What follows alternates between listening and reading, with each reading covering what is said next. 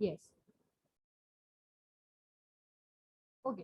यहाँ पे एक चीज जो आपको नोट करनी है वो ये चीज की पॉइंट नोट करना है कि यहाँ पे देखो आपको पास 3 लेयर्स आपको दिख जाएंगी, फिजिकल, कंसेप्चुअल एंड एक्सटर्नल। अब हमने इनको डिफरेंट डिफरेंट लेयर्स का है, टर्म हम यूज कर रहे हैं, नया टर्म हम कंसेप्चुअल टर्म यूज कर रहे हैं यहाँ पे, डेटा इंडिपेंडेंसी। ये एक फीचर है। क्या फीचर है? देखिए 3 लेयर्स हैं हमारे पास, तीनों लेयर्स आपस में इंडिपेंडेंट हैं या फिर डिपेंडेंट हैं। ठीक है, 3 लेयर्स हैं हमारे पास, conceptual, physical and external layers of databases. ये तीनों की तीनों लेयर्स आपस में एक दूसरे पे डिपेंड करती हैं या फिर इनकी प्रोसेसिंग आपस में एक दूसरे पे डिपेंड नहीं करती है, right. These can be 2 possible ways, either वो डिपेंड करेंगी, कंसेप्चुअल फिजिकल पे डिपेंड करेगी, फिजिकल कंसेप्चुअल पे डिपेंड करेगी, या कंसेप्चुअल एक्सटर्नल पे डिपेंड करेगी अपने एग्जिस्टेंसेस के लिए, राइट। तो either they are dependent on each other और they are independent on each. ठीक है, या तो वो डिपेंडेंट है या फिर इंडिपेंडेंट है। इस प्रॉपर्टी को मैंने जज करा हमारे एक रिस्पेक्टिव पॉइंट के साथ में, which is known as data independency. ठीक है, तो data independence is defined as property of DBMS that helps you to change the database schema at one level of the database system without requiring to change the schema at the next higher level। यानी कि database independency की property क्या कहती है कि अगर हम कोई भी लेवल को चेंज कर रहे हैं, यानी कि अगर मैं फिजिकल में स्टोरेज से रिगार्डिंग कोई चेंज कर रही हूँ, या कंसेप्चुअल में क्या डेटा स्टोर होना है, क्या रिलेशनशिप में स्टोर होना है, उसमें कोई चेंजेस परफॉर्म कर रही हूँ, तो उस चेंजेस का असर जो है उसके नेक्स्ट हायर लेवल पर नहीं पड़ना चाहिए। ठीक है, डेटा इंडिपेंडेंसी प्रॉपर्टी क्या कहती है कि अगर हम किसी लेवल पे, ये 3 लेवल्स हम पढ़ चुके हैं, किसी भी लेवल को अगर हम चेंज करना चाहें तो we are talking about its next higher level, we are not talking about its lower level. हम लोअर लेवल की बात नहीं कर रहे हैं। फिजिकल की हायर लेवल है कंसेप्चुअल, कंसेप्चुअल की हायर लेवल है एक्सटर्नल, उसके आगे कुछ भी नहीं है, राइट। तो हम बोल रहे हैं कि अगर हमने किसी भी लेयर को चेंज करना चाहा, हमने किसी भी प्रॉपर्टी, कोई सी भी लेयर को चेंज करना चाहा, फीचर को, तो उसका चेंजेस, उसका फर्क, उसका असर, इम्पैक्ट नेक्स्ट हायर लेवल पे नहीं पड़ना चाहिए, राइट। तो this property is known as data independence. यानी कि सिंपल, अगर हम किसी भी टाइप, किसी भी लेयर को चेंज कर रहे हैं तो उसका चेंज हमारे पास नहीं पड़ना चाहिए। Second, fine. यानी कि सिंपल ले लीजिए, अगर आप फिजिकल स्कीमा में कोई चेंज कर रहे हैं तो कंसेप्चुअल पे कोई फर्क नहीं पड़ना चाहिए, और कंसेप्चुअल में कोई चेंज कर रहे हैं तो एक्सटर्नल पे कोई फर्क नहीं पड़ना चाहिए। Simple, right. सिंपल सा लॉजिक। अगर हमारे पास 3 लेयर्स हैं, 3 लेयर्स में हमको independence, data independence property explain करनी है, तो व्हाट डज इट मींस कि हम कोई लोअर लेवल लेयर में चेंज परफॉर्म करें, उसका इम्पैक्ट उसकी हायर लेवल लेयर पे ना पड़े, राइट। तो यानी कि फिजिकल में चेंज कर रहे हैं तो कंसेप्चुअल पे इम्पैक्ट नहीं होना चाहिए, एंड कंसेप्चुअल में चेंज कर रहे हैं तो एक्सटर्नल पे कोई इम्पैक्ट नहीं पड़ना चाहिए। We are just talking about its higher layers, not its lower layers, right। तो हम we can say that data independency is divided into 2 parts, right, which is logical and physical, right. ये आपको याद रखना है। First of all data independency क्या property है ये याद रखना है कि कोई लेयर चेंज कर रहे हैं उसके अगली नेक्स्ट अपर लेवल लेयर पे फर्क नहीं पड़ना चाहिए। पहली चीज, 2 तरीके की लेयर्स की डेटा इंडिपेंडेंसी होती है, logical and physical. As the name suggest, logical and physical. तो यहाँ पे देखिए सिंपल सा कंसेप्ट है, फिजिकल डेटा इंडिपेंडेंसी क्या होती है, लॉजिकल डेटा इंडिपेंडेंसी क्या होती है, we can explain in this particular diagram. यहाँ पे आप देख रहे हैं कि अगर हम फिजिकल स्कीमा में कोई चेंजेस परफॉर्म कर रहे हैं, उसका फर्क कंसेप्चुअल स्कीमा पे पड़ रहा है, तो that particular type of data independency is known as physical data independency. ठीक है, इस पर्टिकुलर डेटा इंडिपेंडेंसी को हम क्या बोल सकते हैं, physical data independency, right. And अगर हम कंसेप्चुअल में कोई चेंजेस परफॉर्म कर रहे हैं और उसका हमको इम्पैक्ट एक्सटर्नल लेआउट पे मिल रहा है, तो that particular type of data independency is known as logical data independency, right? Simple. Data independency, कोई चेंज कर रहे हो नेक्स्ट लेवल पे उसका फर्क नहीं पड़ना चाहिए। दो तरीके की होती है, physical and logical. Physical data independency simple सा कंसेप्ट, अगर फिजिकल में कोई चेंज कर रहे हो, फर्स्ट लेयर में फिजिकल स्कीमा में कोई चेंज कर रहे हो, उसका फर्क कंसेप्चुअल स्कीमा पे पड़ रहा है, तो that particular type of independency is known as physical data independency. Vice versa, अगर हम कंसेप्चुअल में चेंज कर रहे हैं, उसका फर्क एक्सटर्नल लेआउट व्यू जो हमारी थर्ड लेयर है उस पे पड़ रहा है, तो that particular type of data independency is known as logical data independency. Got it? I don't think कि अब कोई इस कंसेप्ट को भूलेगा, बहुत ही आसान सा कंसेप्ट है डेटा इंडिपेंडेंसी, इसके क्वेश्चंस आते हैं यूजुअली, राइट? हाँ, इसकी थ्योरी भी पढ़ लेंगे हम, अभी रीड कर लेते हैं। Physical data independency is the power to change the physical data without impacting the schema or logical data. Is the ये क्या प्रॉपर्टी बोलती है कि हम अपने फिजिकल डेटा को चेंज कर लें without impacting are next level which is logical data, right? हमने अपने फर्स्ट लेयर को चेंज कर लिया, नेक्स्ट लेयर को चेंज मुझे नहीं करना पड़ रहा है, तो ये हो गया हमारा डेटा फिजिकल इंडिपेंडेंसी। इसी तरीके से logical data independency is a kind of mechanism which liberalizes itself from actual data stored on the disk. If we do some changes on table format, it should not change the data residing on the disk, right? हमने बोला है कि कोई भी changes हम format से regarding data के relationship के regarding कुछ भी change perform कर रहे हैं, तो external user को कोई फर्क नहीं पड़ना चाहिए, उसके access करने के तरीके में कोई फर्क नहीं पड़ना चाहिए, right? So this can be termed as logical data independency. Fine. ठीक है, तो यहाँ पे ये डायग्राम से आप इसको सम अप कर सकते हैं, सारे कंसेप्ट को, आर्किटेक्चर को भी सम अप कर सकते हैं एंड डेटा इंडिपेंडेंसी को भी सम अप कर सकते हैं। इसी तरीके से इसी डायग्राम में जैसे हमने डेटा इंडिपेंडेंसी का कंसेप्ट इंट्रोड्यूस किया है, उसी तरीके से इधर हम मैपिंग्स भी ऐड कर लेते हैं। ठीक है, मैपिंग्स क्या होती हैं आपकी?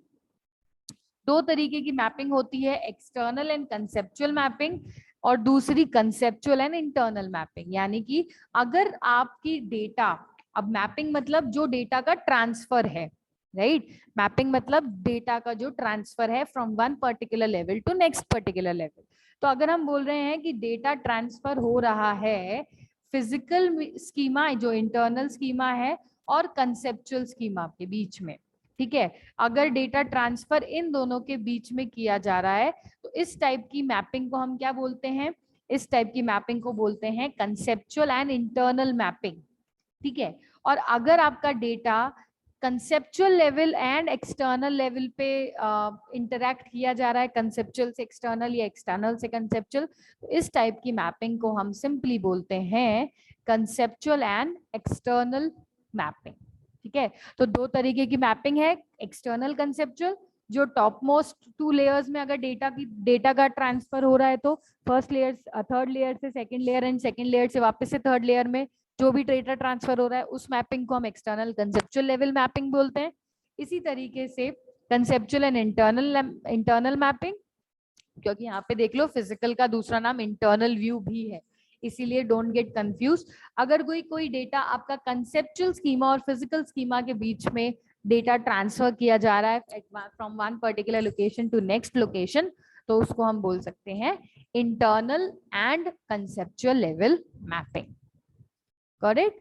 ठीक है, तो these are 2 basic types of mapping also. तो आप देख रहे हो कि एक ही डायग्राम में हमने कितने सारे कंसेप्ट्स पढ़ लिए हैं।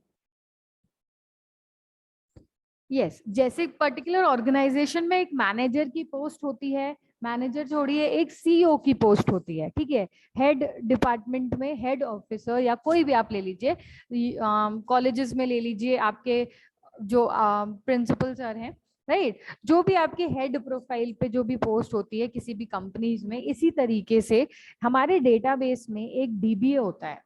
ठीक है, डेटाबेस में क्या होता है हमारे पास? DBA, database administrator. अब now DBA is responsible for each and every task, right. जो मैनेजर रिस्पॉन्सिबल होता है ना आपके हर एक टास्क को परफॉर्म करने के लिए, सीईओ रिस्पॉन्सिबल होता है कि कौन इस कंपनी के क्या पॉलिसीज होने वाली हैं, क्या काम करने वाला है, इसमें क्या प्रॉफिट हुआ, क्या लॉस हुआ, किस तरीके से हम इसके स्टाफ को मैनेज करेंगे, किस तरीके से हम माइग्रेट करेंगे, प्लानिंग करेंगे, डिजाइनिंग करेंगे, राइट। तो मेजर जो पार्ट होता है डिजाइनिंग, प्लानिंग, प्लॉटिंग का, वो एक हेड का ही होता है, एक सीईओ का ही होता है, राइट। तो इसी तरीके से हमारे जैसे कंप्यूटर्स में सीपीयू होता है, ठीक है। सीपीयू के अलावा हम काम नहीं करवा सकते अपने कंप्यूटर्स का, जब तक हमारे पास एक सेंट्रल प्रोसेसिंग यूनिट नहीं होगी तब तक कंप्यूटर अपनी प्रोसेसिंग नहीं कर सकता, राइट। तो इसी तरीके से डेटाबेस के पास में एक डीबीए होता है, ठीक है। डीबीए का काम क्या क्या होता है वो हम डिटेल में डिस्कस करेंगे। Use specialized software to store and organize data. इस एक लाइन में अगर हम सम अप करें, हमारा एक स्पेशलाइज्ड सॉफ्टवेयर यूज में लेता है DBA to store and organize data. अब ये जो वर्ड है स्टोर एंड ऑर्गेनाइज डेटा, इसके अंदर बहुत सारे की फीचर्स इंक्लूडेड है, राइट। बेसिक काम क्या है उस डीबीए का, उसको अपने डेटाबेसेस में अपने डेटा को स्टोर करके रखना है एंड प्रॉपर तरीके से ऑर्गेनाइज करना है, राइट। ये तो एक वन लाइन वर्ड हो गया।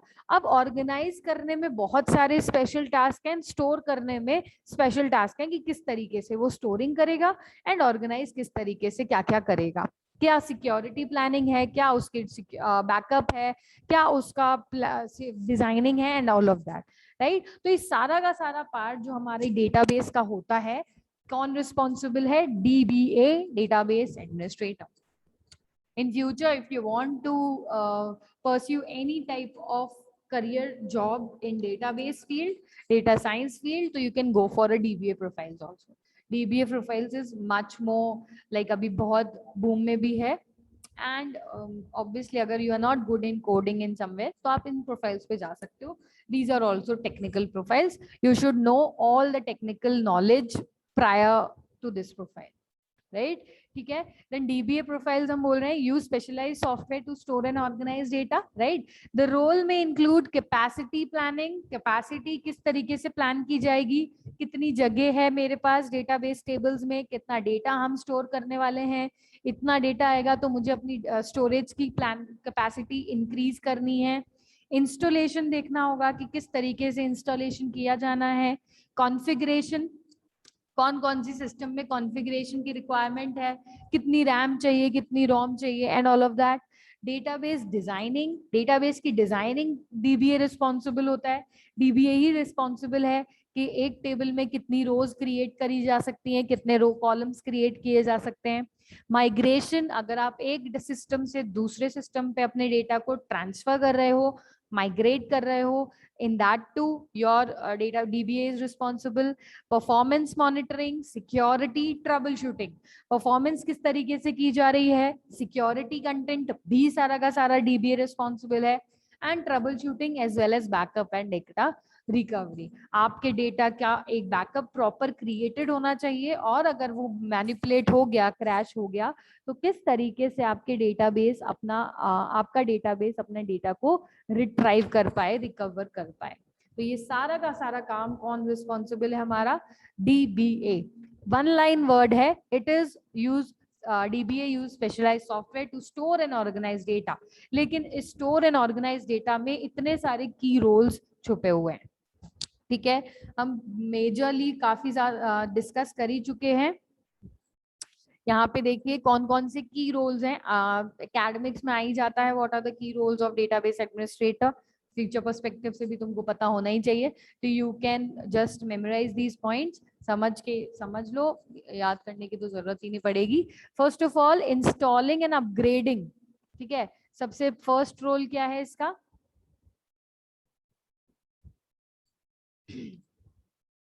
सॉरी, यस, फर्स्ट रोल है installing and upgrading the database server and application tools. अब आपके डेटाबेस को रन करवाने के लिए you need to have some application tools, ठीक है। आपके सिस्टम में मान लीजिए मुझे एसक्यूएल चलाना है, तो मेरे को एक टूल करना पड़ेगा, राइट। अगर मुझे आपका टर्बो सी प्रोग्रामिंग परफॉर्म करनी है तो मुझे टर्बो सी लेना, कुछ भी अपना एक एप्लीकेशन टूल हमको अपने सिस्टम के अंदर इंस्टॉल करना पड़ेगा, राइट। बहुत सारे टूल्स हैं, JetBeans, अलग अलग आपके पास बहुत सारे टूल्स मिल जाएंगे। रिस्पेक्टिव आर का प्रोग्रामिंग का आर टूल, बहुत सारे टूल्स हैं, जो भी आपको रिस्पेक्टिव काम करना है उसके अकॉर्डिंग आपको अपने सिस्टम में एप्लीकेशन टूल्स इनिशियलाइज करने पड़ेंगे, इंस्टॉल करने पड़ेंगे। तो इंस्टॉल करने के लिए और उसको अपग्रेड करने का ये जो मेजर काम है डेटाबेस एडमिनिस्ट्रेटर का ही होता है, उसी की रिस्पॉन्सिबिलिटी होती है। ठीक है। Allocating the system storage and planning storage requirement for database system. आपके लिए ये अगेन रिस्पॉन्सिबल है कि आप कहाँ पे अपना सिस्टम स्टोरेज प्रोवाइड कर रहे हैं एंड किस तरीके से हम प्लानिंग कर रहे हैं अलग अलग रिक्वायरमेंट्स, अलग अलग डेटाबेस पे अपने डेटा को जगह देने के लिए। उसको एलोकेट करने का सारा काम भी, कहाँ पे कौन सा डेटा स्टोर किया जाएगा, ये काम भी हमारा किसका होता है, DBA का होता है। Right. Next you have is modifying the database structure as necessary from information given by application developers। Developers ने अगर मान लीजिए कोई इंफॉर्मेशन प्रोवाइड करी है कि मुझे ज्यादा डेटा, मुझे ज्यादा स्टोरेज की जरूरत है, मुझे इस पर्टिकुलर टेबल में मेरा सारा का सारा डेटा स्टोर नहीं किया जा सकता है, तो DBA is responsible to modify its structure. As I said, schema can not be manipulated, है ना। एज एन यूजर आप किसी भी टेबल को अगर क्रिएट एक बार कर चुके हो कि मैंने एक टेबल बनाई है जिसमें 5 रोज एंड 5 कॉलम्स मैंने क्रिएट कर दिए हैं, तो I can not manipulate that, मुझे उसको डिलीट ही करना पड़ेगा, मुझे उसके स्ट्रक्चर को चेंज करने की राइट्स नहीं है, right, as an user. But if I'm a DBA, I'm a database administrator, I can modify the database structure, I can modify its respective values from the application given information, according to the information given by the application developers। जो भी application developers ने information दी है उसके according as in DBA I can modify its structure, right? Enrolling users and maintaining system security। yes, आपके data को कौन कौन access कर सकता है, यूजर्स को एनरोल करने का काम, सिक्योरिटी को देखने का काम हमारा किसका होता है, DBA का होता है। ensuring compliance with database vendor license agreement, सारा का सारा डेटाबेस में कौन सा रिस्पेक्टिव टूल यूज किया जा रहा है, कौन से लाइसेंस अग्रीमेंट यूज में लिए जा रहे हैं, ये सब काम कौन संभालता है, हमारा DBA संभालता है। कैसा होता है ना, हमारा जैसे जूम मीट ऐप है, अब ये जूम ऐप है जिसका हमने पेड वर्जन लिया है अग्रीमेंट्स को साइन करके फॉर 2 और 3 मंथ्स, राइट। तो हमारा ये कौन देख रहा है, हमारा DBA एडमिनिस्ट्रेटर, जो भी, अभी तो जूम ऐप है, अभी तो हमारे टीचर्स देख रहे हैं, राइट। लेकिन अभी अगर if you are talking about any respective application tool, any respective, हम कोई सॉफ्टवेयर की बात कर रहे हैं तो उसके पेड वर्जन होते हैं, क्रैक भी होते हैं। पेड वर्जन अगर हैं तो किस रिस्पेक्टिव कंपनी के साथ हम डील कर रहे हैं उस डेटाबेस में, उसके अग्रीमेंट्स क्या हैं उसके, क्योंकि हर पर्टिकुलर कंपनी के खुद के लाइसेंस अग्रीमेंट्स होते हैं जिसको हमको कंपनी करना पड़ता है, जिसको हमको एक्सेप्ट करना पड़ता है, राइट। तो उसके लाइसेंस अग्रीमेंट भी सब कौन देखता है, हमारा DBA ही देखता है। Controlling and monitoring user access to the database, monitoring पूरा का पूरा, कंट्रोलिंग पूरा का पूरा हमारा डेटाबेस का DBA करेगा। Monitoring and optimizing the performance of database, right. Performance of the database भी हमारा कौन देखता है कि किस तरीके से डेटाबेस परफॉर्म हो रहा है, आपका क्या एक्शंस परफॉर्म कर रहा है डेटाबेस, क्या क्वायरीज तुमने परफॉर्म करी हैं, किस तरीके से परफॉर्म करी है, एंड सो ऑन। ये सब क्वालिटीज, ये सब टास्क हमारा DBA परफॉर्म करेगा, राइट।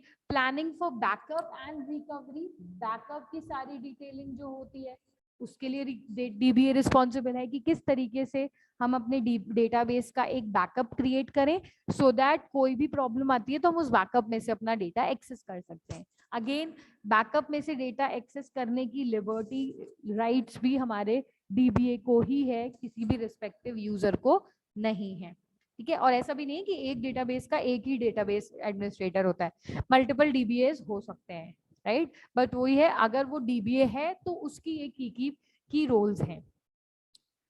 मेंटेनिंग आर्चीव डेटा, जो भी हिडन डेटा है उसको मेंटेन करना DBA का काम है। Banking up and restoring database, जैसे मैंने बोला पूरा बैकअप का काम, डेटाबेस की इंफॉर्मेशन का काम हमारा DBA का होता है। Contacting database vendors for technical support, मान लीजिए आपका कोई सॉफ्टवेयर है, हैक हो गया है या इंफॉर्मेशन लीक हो गई है या प्रॉपर तरीके से काम नहीं कर रहा है, तो उस सॉफ्टवेयर के लिए कुछ जो भी रिस्पेक्टिव वेंडर्स हैं उनको कांटेक्ट करना, किसी भी तरीके के टेक्निकल सपोर्ट के लिए रिस्पॉन्सिबल है आपका डीबीए। डीबीए ही आपके ये सारे काम करता है। Generating various reports for query from database as per needs, जो भी आपके डेटाबेस की क्वायरी है, जो भी रिक्वायरमेंट्स है हमारे डेटाबेस सॉफ्टवेयर की, वो सबकी रिपोर्ट्स जनरेट करना, वेंडर्स को प्रोवाइड करना कि हमारे ये टेक्निकल प्रॉब्लम है, ये टेक्निकल एरर है। And then finally manage and monitoring data replication.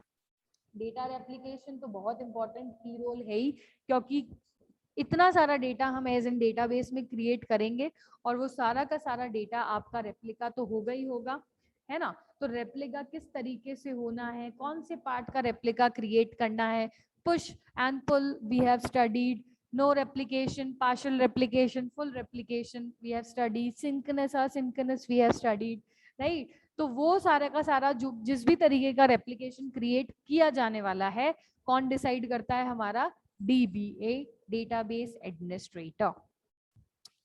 Okay, so these were the basics, key responsibilities of DBA. इसमें किसी को कोई डाउट है तो पूछ लीजिए। डन?